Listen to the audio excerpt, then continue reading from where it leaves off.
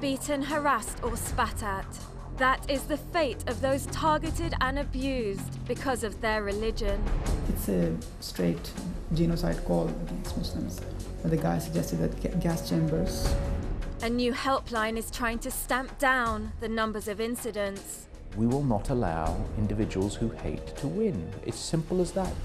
This edition of In Focus looks at a crime largely underreported by its victims and how young girls and women are the primary targets.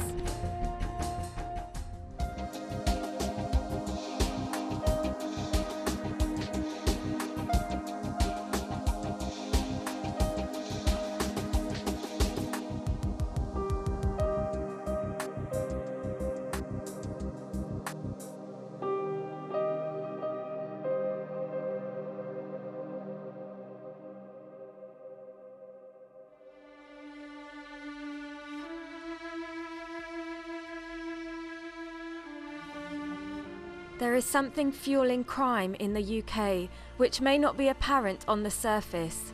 Hate. It's hatred of those who are different. And a large portion of it has been channeled towards Muslim women. A helpline was set up in March this year for victims who face anti-Muslim harassment or violence in Britain's streets.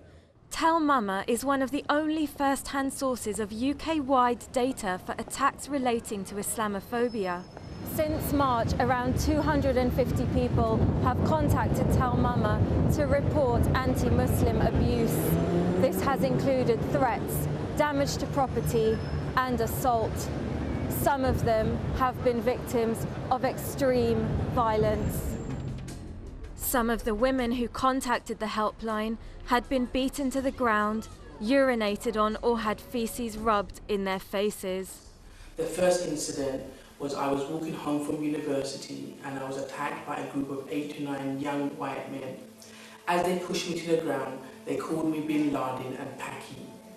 They started kicking and punching me, pulling my hijab and my abaya. I then realised some fluid had been poured over me. They were actually urinating on me. I realised towards the end of the attack, when they rubbed something into my face, it was actually some dog feces. The second incident was I was on the bus in East London and 2 young white men entered onto the bus.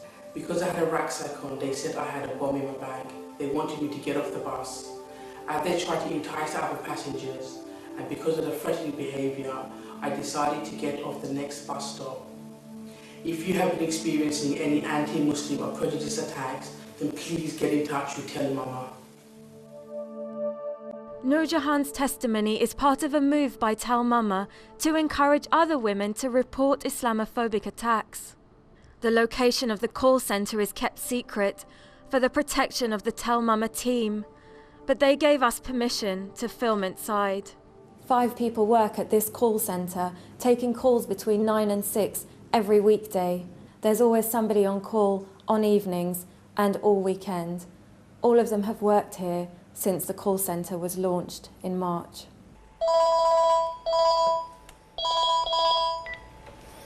Tell Mama, how may I help? Yeah? Can I ask what is he exactly doing and where is the location of the incident?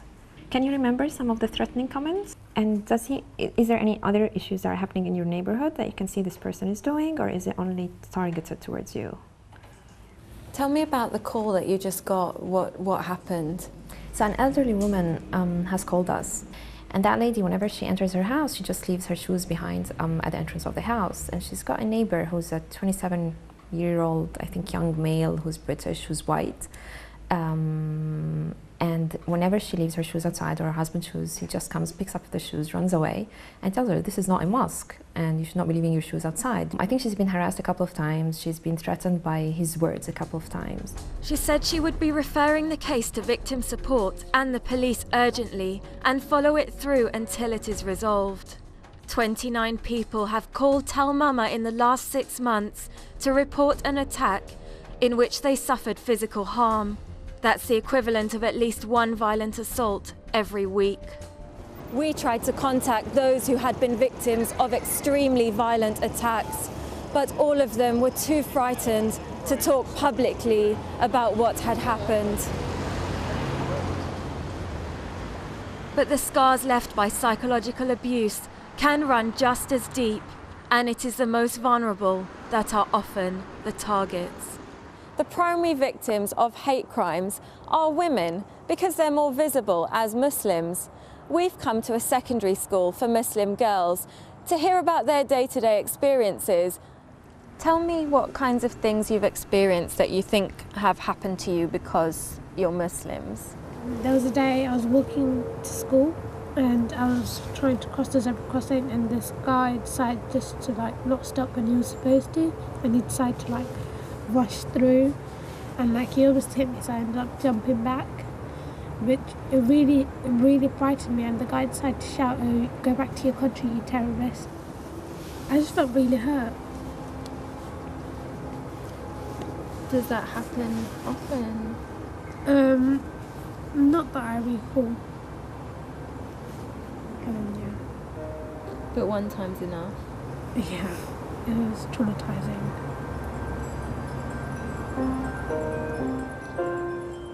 We experience stuff on public transport, not just on the bus or trains. We have sort of harassment.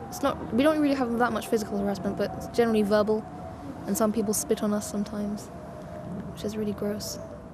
How does it feel for you when those things happen? I felt like I lost my dignity sort of in public. I didn't actually feel like... I don't walk outside feeling like a victim, and then somehow someone just wants to point out that you're not as good as I am, or you're lower than me, just because of the way you dress, or the religion, or their perception of what Muslims are. So it's like, you wear a hijab, and you wear a jilbab, and you're kind of useless, and you're lower than me, so I'll spit on you, to show you how pathetic you are to me. Some of their abusers are students from other schools.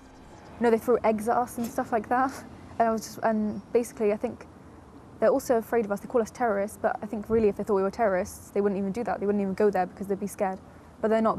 They know themselves that they're categorizing us as terrorists for no reason. So that makes me feel horrible because I don't think I'm a terrorist, firstly, and they make me feel like a terrorist when I'm not. So sometimes when I see people and I notice I feel this kind of spotlight sort of on us. It's that on edge feeling. You're always on edge. Just worried that someone's just gonna say something really cruel. Tell Mama carried out a workshop at the school to help the students deal with some of the issues they had been facing. It included writing down some of their experiences. I wanted to meet the group behind the helpline to find out what progress had been made since it was set up. The Faith Matters group played a major role in setting up the Tell Mama helpline, to let victims of crime feeling scared or isolated know that they are not alone. The organisation also aims to increase an understanding between different faiths. But inside the office, they are facing a battleground of their own. Tuesday, 8:54 p.m.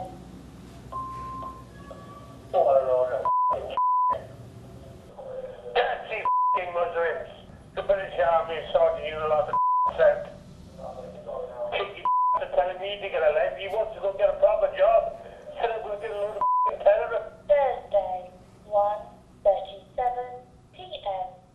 What's it like for your team when these messages come in? Well, for some they feel disheartened, for some they feel frightened, but at the end of the day, as a team, we believe we are doing the right thing. We believe we stand up for values which are part of our society, but we will not allow, in the end, all of us do this work, and we stay in this work because we will not allow individuals who hate to win. I asked him who he thinks are the main perpetrators of attacks and abuse against Muslims.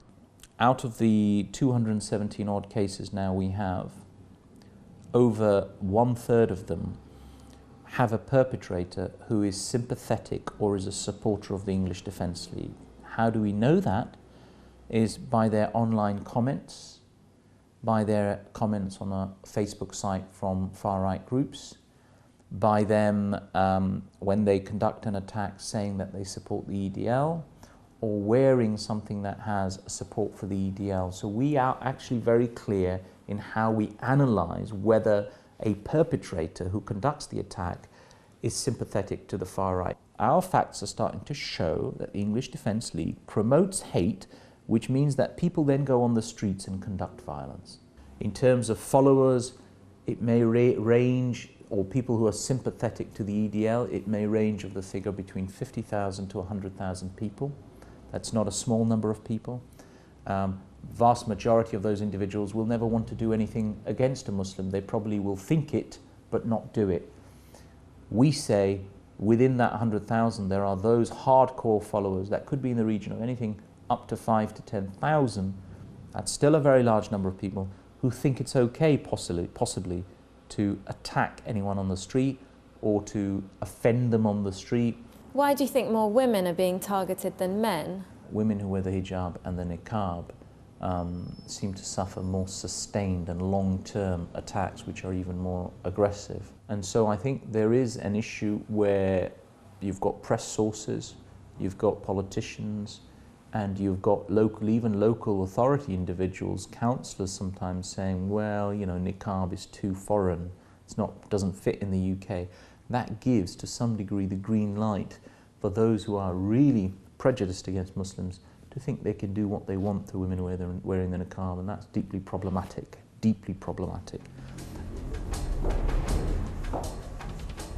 We went to see the elderly couple that had called Tell Mama to report harassment in the housing block where they live. What kind of problems are you facing here? What's going on? Everything I do, they make remark. Everything I do, they complain. I don't know what we're going to do with our life. How are we going to live our life? We have no peace, we have no freedom at all. One man said to me recently, because I leave my shoes out sometimes, this is not a mosque. We pay our rent, we pay all our bill, yeah, just like everybody else. Why we have to live like a prisoner?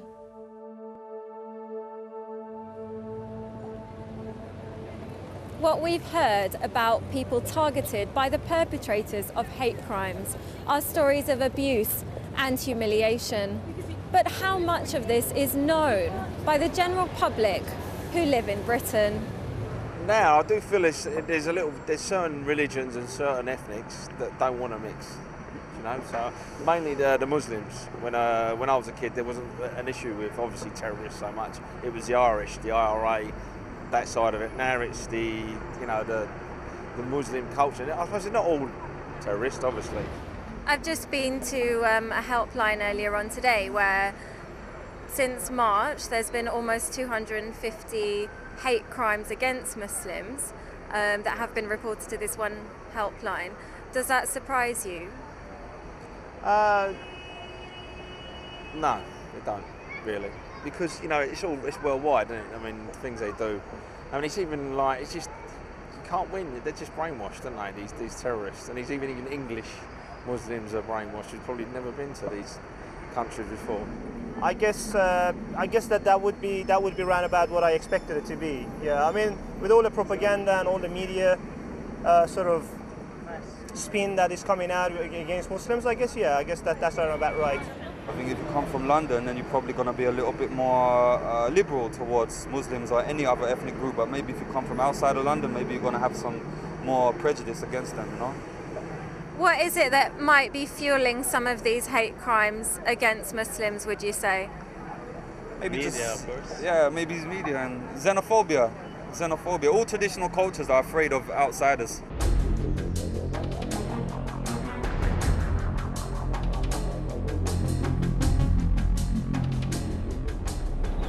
Many of the hate crimes that have been reported have happened on the tube or on the bus. Muslims have been called terrorists, have been told to move seats, or had other forms of anti-Muslim hate hurled at them. This has been particularly frightening for victims who feel trapped in a confined space and they're not sure how to get away. Usually I'm carrying a rucksack or I'm carrying some work home from school, and you know that when you walk in the bus, and if you're standing next to someone, they're feeling very uncomfortable and will want to walk away. I mean, why does that have to happen in today's day and age? Yes, there are people who do wrong things. Yes, there are people who shouldn't be bombing themselves and others, but those are in a minority. why taint the whole majority with the same brush? I think the media have a big role to play in this, because if you keep on bombarding people with Muslim terrorists, I don't blame the people, because that's what they are getting. That's one side of the story they're hearing. So I can't blame the layman on the street that he doesn't know what is a Muslim. What are the types of emotions that go through your heart and mind when these things happen? I think it's anger, because we have the right to live, and like we're not different from other people, and we're just human beings, but like it doesn't happen to them often, it happens to us. So like I feel really sad. One day me and my family were going out. It was really far, it was a different place that was really far from our house, and we got off the tube and we were walking, and then basically this man, I was just smiling and I was walking and talking to my sisters, and I was just smiling, and this man came up to me and he was wearing black and everything, and he looked like I've seen him before, and he said, "You're disgusting Muslim, you should go back to where you belong." And that really shocked me, because everyone was staring at me, and I just felt it felt like a knife went through my heart. I feel angry when people like get racist or rude to us, because like we're just same as them, just that we wear abaya and scarf, and yeah, it's not fair. Some of the other students say a misinterpretation of Islam, facilitated by mainstream media stereotypes, is taken to apply to all Muslims. There was a group of American ladies. They were all from multi-ethnic backgrounds. It was like a black lady, a white lady, and a couple Asian ladies as well. And they were like, "Well, I don't understand. I mean, the burqa, they're like forcing the women to wear the burqa. It's not forced anywhere in our religion. They want to just find any fault so they can just associate it with everyone, generalize it, and pick on someone." I feel like human nature is like that. They want to find it easier to just hate. They want it to be black and white. There's no grey or even any other colour. Some people are just brainwashed because of the media. They watch it, they listen to it, they believe. It's like they don't go out there to look for their own opinion. According to the Equality and Human Rights Commission, evidence shows that, relative to other religious groups in Britain, Muslims report and experience discrimination of a greater frequency and seriousness than any other religious groups.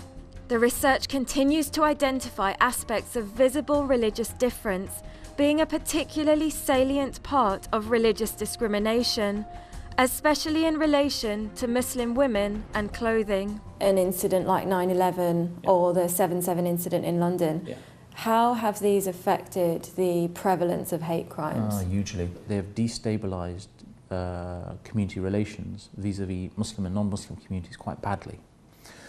And so when 7/7 or even, for example, British soldiers in Afghanistan are killed, what it does is it gives carte blanche to extremist groups to just say what they want and do what they want. There is a forum that is a growing playground for those who want to attack. It's vast and unlimited and allows abusers to remain faceless and sometimes nameless. This is Rahman. He monitors comments on Twitter every day. So there you can see that this is some of the abusive language against Islam and against Muslims. And there's actually threats there, isn't there? Because he says, "Keep on running to the end of the street, we'll be waiting for you with petrol bombs and machetes." It's really spine-chilling to see this level of hatred. We came across something even more alarming. It's a straight genocide call against Muslims. The guy suggested that gas chambers, and then he said yes after tattooing numbers on their arms first. Unfortunately, these things still exist in our society, and there are people who are promoting this and putting into the brains of young people, continuing the legacy of, I must say, Nazism in the prevailing society, which is really, really wrong. So of course it does affect your personality when you look at these things very closely. This is one of the tweets that we picked up by Tommy Robinson, who is the leader of English Defence League, and he tweeted, "I just saw someone planting a time bomb, or as the Muslim woman involved called it, having a baby." So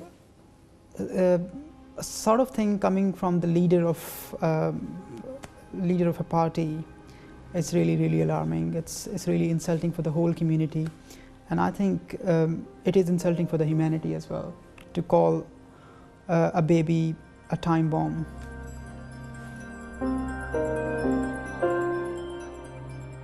Rehman notifies the police about Islamophobic comments and documents who is posting them and how often they occur. The English Defence League is set to march through Walthamstow in a few weeks to campaign against Muslim fundamentalism.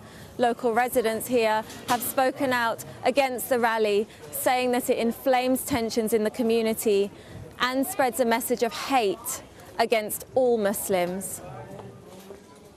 I contacted the English Defence League for an explanation about their online and offline prejudice against Muslims, but received no response.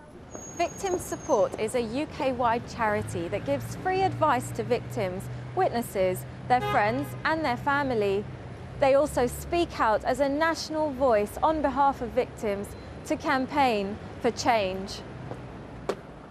Last year, our specific caseworkers and volunteers actually helped 28,000 victims of race-related hate crime. Some of the areas where we can look at reducing the incidents would be in better education, making sure that people are informed of what the incidents are and how they occur, and just basically making sure that there's a better public awareness, I think, in terms of that it is there, and to make people aware of that. The Metropolitan Police has a department that deals with Islamophobia in London, which recorded 762 anti-Muslim offences since 2009. However, faith-related hate crimes are not broken down based on individual religion by any other UK force, so police figures for anti-Muslim attacks nationally cannot be obtained. This is where Tell Mama hopes to step in. So we provide support to victims of such attacks, but we also map, measure and we analyse where such anti-Muslim attacks are taking place. The reason that's important is there is very little data that is available on anti-Muslim attacks in a collective national picture. And we've also got some convictions. 7 arrests have been made from our work, of which 3 people have been sentenced, and a further person will be referred to a youth offending team. What will help to stamp out hate crime? If we do not retaliate in the same way, or we do not get provoked by them and do the same thing that they are doing, I think that's where the change will happen. It is the children who will bring about the change, because I think to change an adult's viewpoint, it takes quite a long time. But if children understand other children, that's when the change will happen. And it's more because of the actions. Actions will speak louder than words. The scale of attacks and harassment against Muslim women remains largely unknown due to reluctance to report terrifying experiences and a lack of UK-wide figures that relate to Islamophobia. With greater awareness and more ports of call for victims, it is hoped that increased documentation and support will help to highlight and stamp out this debilitating crime.